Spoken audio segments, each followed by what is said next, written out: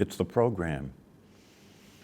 You know, the program is embedded in the brain, and it's embedded in the mind.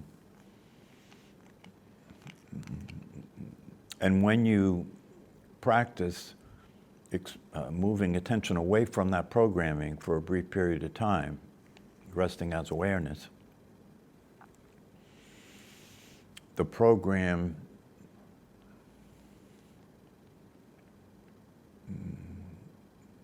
goes out of existence temporarily. Goes out of existence temporarily. So there's brief glimpses of the absence of the programming. And the absence of the programming is the absence of the person, because the programming is the person. However, given the fact that this programming has within its design that if it is offline, if it is out of existence for too long, you'll die. That's the program. Okay? So the program is a survival program. It's designed to do two things. Keep you, the personality, in a body, in existence. That's the orientation, that universal orientation that everybody has. Keep you in the body as a personality. The program is designed to keep that condition in existence, to keep your identity in existence as a body and a personality, and then to have that survive. So in order for that to survive, whenever there's a threat to its survival, there has to be subsets or aspects of the program design that will react to that, so that it'll keep, according to the program, because you have to understand the program is not alive. It doesn't know the truth. It's designed in such a way that if this program is abandoned, that's the end of your existence. That's the end of your life. So it's designed, it's got built into it ways to react to what you're doing when you go away, to make sure that you don't get away. So then, if you have been practicing consistently and you have been learning about the understanding consistently and attending meetings consistently where this truth topic gets discussed, it's inevitable that over time, if you do that and you're really committed and you take this seriously, especially if you take this as seriously as it needs to be taken, in terms of the fact that, as I've said many times before, one way to know whether you understand this is if you understand this is the most important thing in your life. If it's not, you don't understand this. It's as simple as that. Why? Because your life depends on it. Because the quality of your existence depends on it. Unless you want to continue to go on in this mechanical, automatic life that keeps just repeating itself every day. And if you're paying attention, you can see the programs that it's playing are repetitive. You know, these programs aren't new.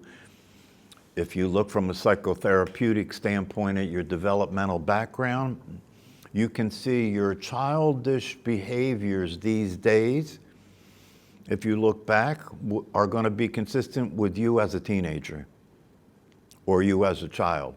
Same programming, a little more sophistication, you know, because you have more tricks. But it's the same basic programming, survival programming. So when you practice these things and the existence of the idea that you're the body and the personality starts to break up, it will have to start to break up because you've brought into it the truth. And when you've brought into it the truth, your ability to see it as it is there.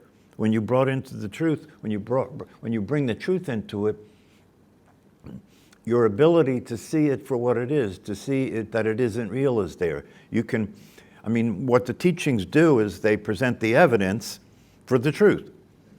And when the evidence is presented for the truth, one of the things that becomes evident is that there is no evidence for the idea that you're the body and the personality. There is literally no evidence, right? So you have, on the one hand, there's no evidence for what you have taken to be true, as that your personality and your body, right? And there's 100% evidence for the truth. So that's not, you can't argue with that. Nobody's going to win a debate with that, in that situation, right? Yeah. So as you're practicing these things over time, it's inevitable. If you're committed enough and you're not just playing a head game with this, that you don't just see this as an academic, interesting thing. If you see it that way, it's not going to go anywhere. But if you see it as it is, and you're committed to it, and because of that, you come consistently to classes, you listen consistently to teachings, you read books consistently, you practice in a very committed, consistent way. What will invariably happen is that the programming will start to get corrupt. It'll start to have holes in it. It won't be solid and stable the way it was before you heard any of this. See, before you heard any of this, the idea that you were the body and the personality was 100% true. That was your life, okay? But now, down the road from there, having been exposed to the truth, that reality is not 100% now, right? And you start to experience that reality isn't 100% because when you apply the truth teachings in your everyday life and your relationships with people, right, you can actually see it work. You can actually see how it works. In other words, when you're in a relationship with somebody, and ordinarily prior to any of this, something happened that caused an upset, some unfulfilled expectation, or some way that they were that wasn't all right with you, or some way that you were that wasn't all right with them, and so you get into an argument, you get into conflict, you have reactions, you have strong emotions, right? And that kind of thing plays out. And prior to these understandings and practices, that was it. That was what happened. And it happened the way it happened. You either couldn't get past it and you ended up getting a divorce or getting into a fist fight or pulling out a gun and shooting the other person or whatever, right? Or you might have compromised to get along because you didn't want to give them your money or you didn't want to give them your assets and you didn't want to go before a judge and look like a failure, right? But either way, that's all there was. That was the game that you could play. There was no game. There was no other game to play. Now you get exposed to these teachings and practices, right? And you start to see, oh, there's a whole unlimited reality. This game I was playing was a game that was limited by a physical existence that is 5, 6, whatever tall, has a certain amount of mass, so there's a certain amount of weight to this thing and a certain amount of height to this thing. So you're living in that, and you're living in the personality, right? The definition of that is not as clear as this definition, but the definition of personality is still very limited because the personality is all the thoughts that you could have that would be consistent with your understanding about who you are. That's your personality.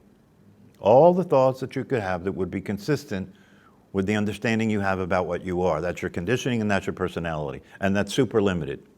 So you have that super limited personality and you have that super limited space within which you're experiencing yourself called the body. And you were living from there. Then you learn about these practices and these teachings, right? And you find out what you thought was all there was is almost nothing compared to what there is. That's a huge radical difference, right? And when that's understood and when that's seen, it reinforces your commitment and reinforces your experience to take this all the way, in terms of, once this breaks up and you experience yourself in a situation with another human being, where something happens and you get triggered and the upset starts and the anger comes up and the angry thoughts come up and the adrenaline starts to pump in the body, right? But you've been hanging around this stuff long enough now that you don't just automatically go along with it. You see that this is the expression of the personality, this is expression of my limitations, this is expression of my conditioning. This is me surviving against the threat that I see happening, like that. But since you've been studying the teachings and you understand the nature of the mind and how all this works, that's no longer something that you automatically identify with. Now it's something when it happens. If you're farther enough along, now it's something when it happens, you recognize it for what it is. And because you recognize it for what it is, you don't express it, you don't identify with it, you don't take it on and be that. You just see that, but you're not going to be that, right? Is that considered mindfulness then, when you can like step back and see it? Like you're saying that, you know, this is what this is, and I don't have to be that. Is that considered mindfulness? Yeah, sure. That's what mindfulness is, because mindfulness is just another word for being awake and seeing things as they actually are. So now you're doing that, right? And now you're starting to experience the possibility of having your relationships work in a way you didn't imagine could be the case. You start to experience, you start to see more clearly that what you thought you could only get from the world or from other people, you could only really get from yourself. That's the shift, right? And if you stop trying to get it from the world and other people, the other people you stop trying to get it from start loving you more because you let them off the hook. You're not holding them accountable for how you feel. You're not holding them accountable for whether your life is working or not, right? And so they feel a lot more freedom from you. They feel a lot more relief from the pressure of having to conform, you know, to whatever your needs might be. And so they start being a lot more friendly and loving towards you. They have no reason not to be because they don't feel threatened by you. So now you're in this, so now you're further along here. We could say that you're awake now because you're seeing things as they are. Okay? But the system starts to go into code, what do they call those codes? Code orange? Code red. Code red. It starts to go into the aspects of its programming designed for serious threat, not just everyday threat. So now what the system has to do is it has to present you with something that guarantees that it will have your full attention, which means that it will have your attention back into the system, believing the thoughts, right? Believing the thoughts, believing the experience of the emotions, right? So, what would it present to you that would accomplish that? Pain, yeah. Suffering. Physical pain works, right? Because when somebody's in pain, they can't pay attention to anything. Anxiety, right? Fear. So the system brings that up. As you start to feel anxious, as you start to feel confused, as you start to feel fearful, as you start to feel like the rug has been pulled out from under you, you know, you don't know what the hell's going on anymore, you know. What's the function of that? So huh? To take your attention. Well, it's the function of that is to keep you in existence as a personality. Huh? And it works. Because when you're anxious and when you're, especially if you didn't see that coming, especially if you thought, as I did, especially if you thought, well, I've been at this for a while now, things have been pretty steady, pretty easy, you know, they seem to be getting even more easy and more steady, you know, life is becoming a simple matter, right? And then all of a sudden, that whole thing crashes. Out of nowhere.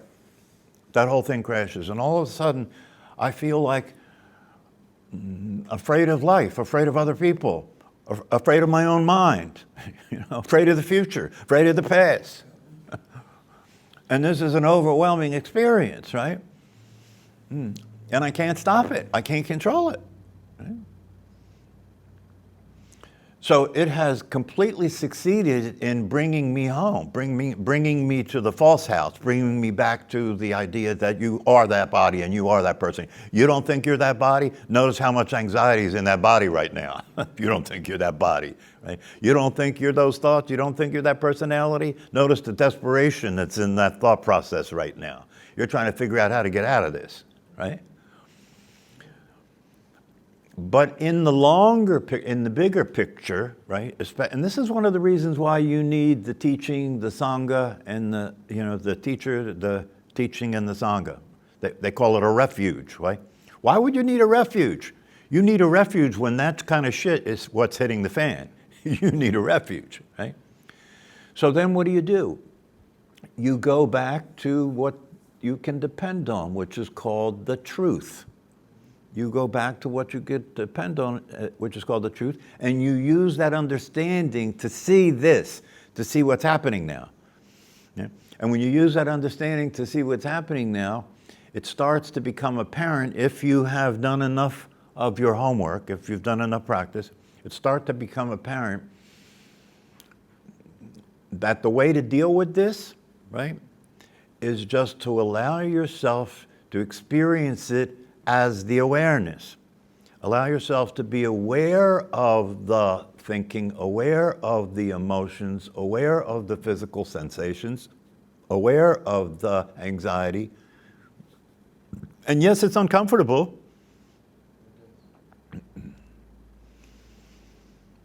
But if I can just keep being aware of it, if I can just keep looking at it and seeing, see it for what it is, that it's a system that has presented me with some very strong programming to keep me in place. For a lot of people, when that happens, that's it. They say, I'm out of here. I don't want no more. If I can get out of this experience, I'll leave it alone. I'm not going to take a chance I end up back here again, right? So that's how it goes for a lot of people, right? But if you have a teacher and you have a teaching and you have a community, right? And you share this with them, they'll say, you're fine. You're fine. Not only are you fine, but this is a very good sign. This is a very good sign, because this programming now is pulling out the big guns. This programming now is pulling out its last resources to try and stop this process. And yes, it's very uncomfortable, right? But if you stick with the truth, right, and you understand that this came and this will leave, just like everything else.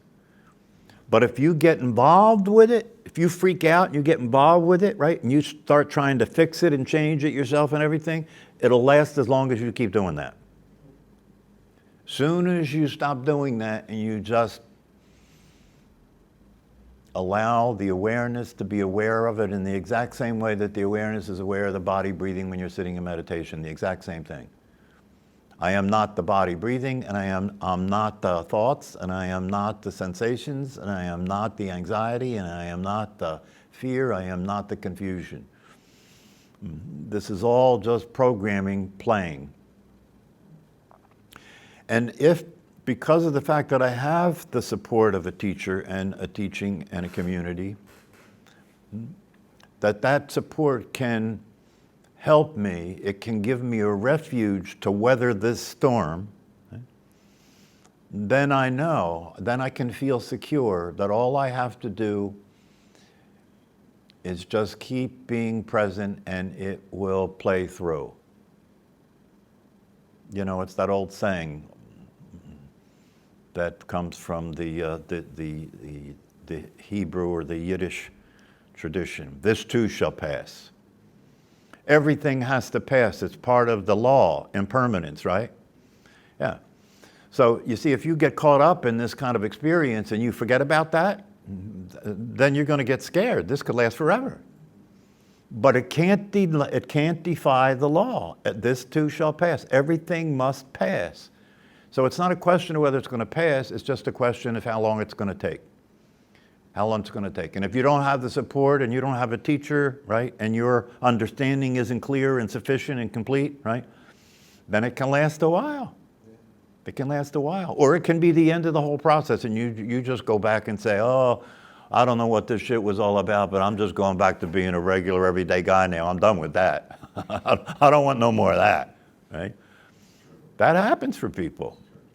Right? Or sometimes people get completely freaked out and kill themselves. They do. Because they feel like, hey man, if this is going to be the way it is for the rest of the time I'm in this body, I'll check out now. Why would I want to stay with this? Right? So this is an important thing to understand, because if you're committed to this work, if you understand it enough to know that it is the most important thing in your life, right? Then you want to be aware of the fact that this is an inevitable aspect of it at some point. I was listening to, what's his name?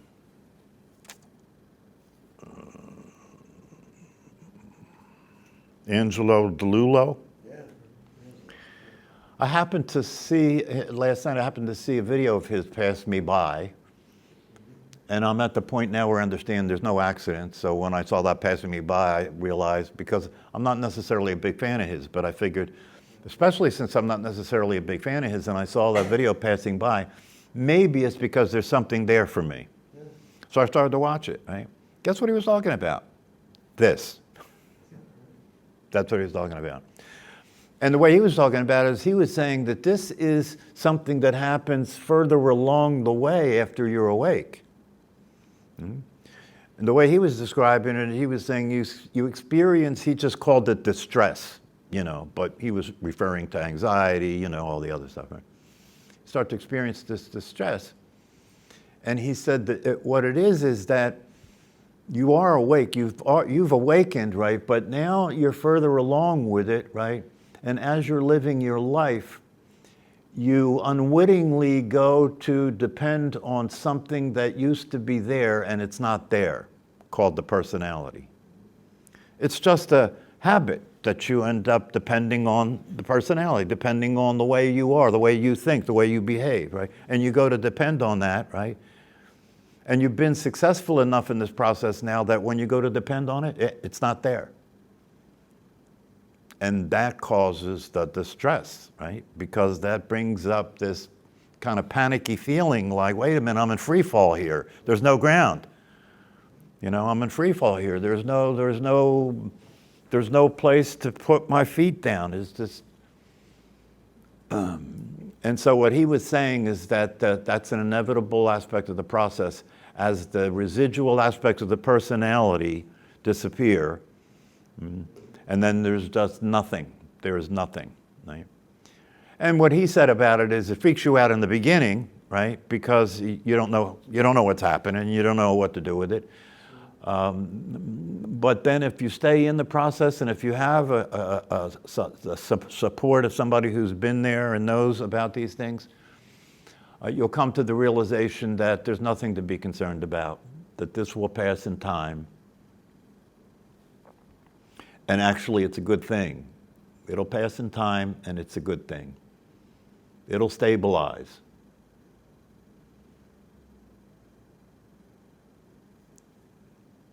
But this is a very important thing to understand, because a lot of people still have the mistaken notion that if you wake up, that's it. No. It's very important to remember, if you wake up, that's the beginning. That's the beginning of the end of the personality. And that end of the personality, that programming is not going to just go away because you woke up, right? That programming is going to keep playing, and it's going to bring out the bigger guns. It's going to keep playing, and the program is going to do everything it can to keep, and it's not malicious, it's not nefarious, right? The programming actually is designed to do what it takes to be a good thing, which is to save your ass. That's what the program thinks it's doing, is saving your ass, right? But it's actually doing the opposite. It is continuing to manifest an image, a self-image, that's not real, that can never produce happiness, satisfaction, and well-being. So you got to deal with that. You have to deal with that. And if you understand that this process is going to be a process where in dealing with that programming is going to bring things up that need to be seen for what they are so that they can pass. It's interesting, isn't it, that one of the things that gets people to get involved in this process in the first place, Radin says this, but something happens. You're living a regular, ordinary, typical human life, right? And then something happens that your mind can't process. I was working with one of my clients today. He's a young guy. He's really an interesting character. He's much smarter than he believes he is, anyway. And his dad passed away, and so he has this very close relationship with his mom. She's really a part of his life. They spend a lot of time together. They're very, very close, right? And he was telling me, he said, I'm afraid to even say this. And what it is that I'm afraid to even say is, if she goes, I don't know what I'm going to do. It's too big. I can't imagine. I can't even imagine it. I can't even imagine. If she were to die today, I would have no tomorrow. That's the way it occurs to me, right? So that's what I'm talking about. That's the kind of thing that gets people into these things. When you encounter something that you can't process, whether it be the death of a close person, a terminal illness, that you get diagnosed with terminal illness, the mind can't process that. What are you going to do? You can't change it. You can't change it. You can't fix it. There's no way around it. What are you going to do? Right? Something in the human life, when something like that hits, right, it knocks the personality right off its feet, right? And it can't regroup. It doesn't know how to regroup, right? So that's often the way people end up coming to this, because they're at the end of the rope.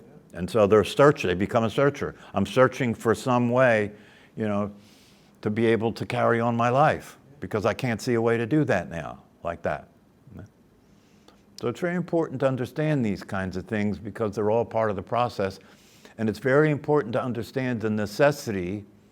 See, if you're going to do this half-assed, all you're going to do is prolong the process and create a lot more uncomfortable suffering if you do this half-assed. But if you do this full-assed, if you do this all the way, an all-the-way commitment, right, that you're living your life with attention on the practice. You're living your life with attention on the teaching. You're living your life with attention on the need to have a supportive community. You're living your life that way, right? Then you would end up going to a retreat. It would just be what would fall out of that, right? It would just be, and the whole idea of going to retreat is it will shorten the process and lessen the discomfort. That's the whole point. Right? You could take, 20 years, you could take 10 years, you could take 20 years to do this, right? But the people who know all about this say that if you do retreats, that time will shorten very quickly. Because in the time that you're doing in a retreat, you're doing the processing of relieving yourself of the identity of the personality full time. It's like a full-time job for a week, all day long, right? Outside of that situation, you're doing it, here and there, here and there, here and there. So it's going to take a longer time, and it's going to be a lot more uncomfortable. Right? But, having said that, then you're left to deal with it yourself, aren't you?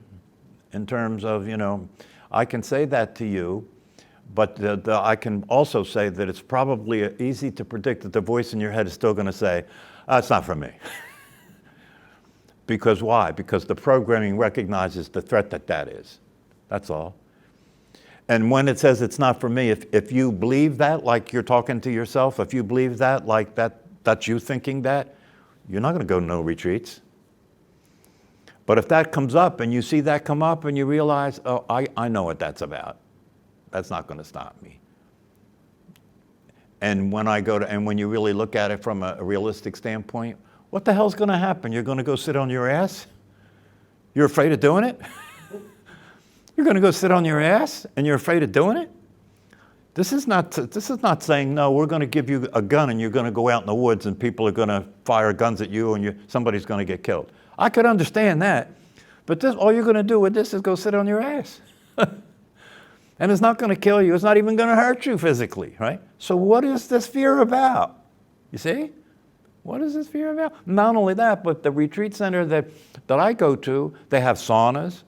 They have a beautiful environment there in the country. They have a big lake you can go swimming, if it's in the summer. But even in the winter, they have this beautiful environment with these woods, and you practice meditation in the meditation hall, and then in between every sit, you go out and you walk through the woods. I remember being there in December at a retreat, and we would sit in the meditation center and do a 30-minute sit, and then get up, walk outside, put our coats on, walk outside, and walk through the woods doing walking meditation in the snow. It's snowing. It was amazing, amazing experience to be there and do that, right? This is what people are afraid to go do. But see, that's the thing. When the people who are afraid to go do it, they go back. Because after they do it, they realize, I don't know what I was afraid of. That was insane. It was a perfect opportunity for me to be present to my own mental activity and see it for what it is so clearly that it would lose a lot of its effect on me. So there's no downside.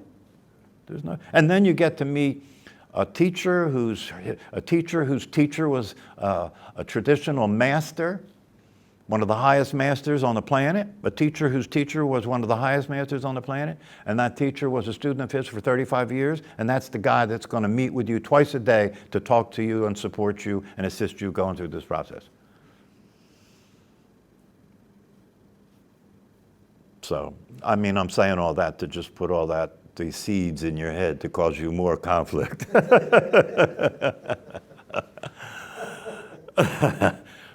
But that's good. Deal with it. Deal with it. You know, deal with whether you want to identify yourself with the voice in your head that's telling you to stay small.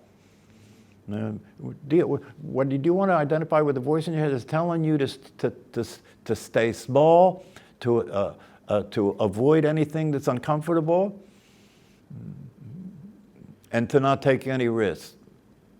You know, maybe I'll be the exception. If I go to a retreat, maybe I'll be the one that freaks out and goes home and gets a gun and shoots myself. That's how crazy the mind is. The mind will talk to you like that. Yeah? Oh, you better be careful. You better be careful. You'll be up there far away from your house, you know, and you won't have your phone on you. You won't have your phone on you. You won't be able to check. You won't be able to check the news. You know, you better be careful. What if you got sick up there? You see, this is how the mind works. It wants to scare you. It wants to keep you scared. If it keeps you scared, it'll keep you small. And if it keeps you small, it'll keep you playing consistent with what it is, which means that you'll stay as a personality in a body and you'll live that life. And then on the day that you die, on the hour of your death, you'll realize, oh shit, I fucked up.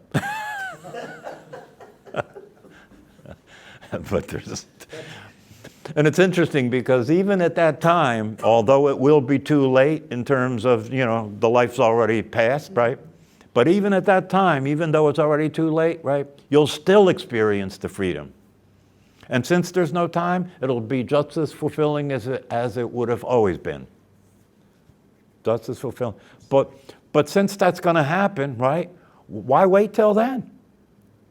You know, instigate it to occur now, right? So you can experience the freedom that's going to happen now while you're still in the middle of your life and you can really enjoy it.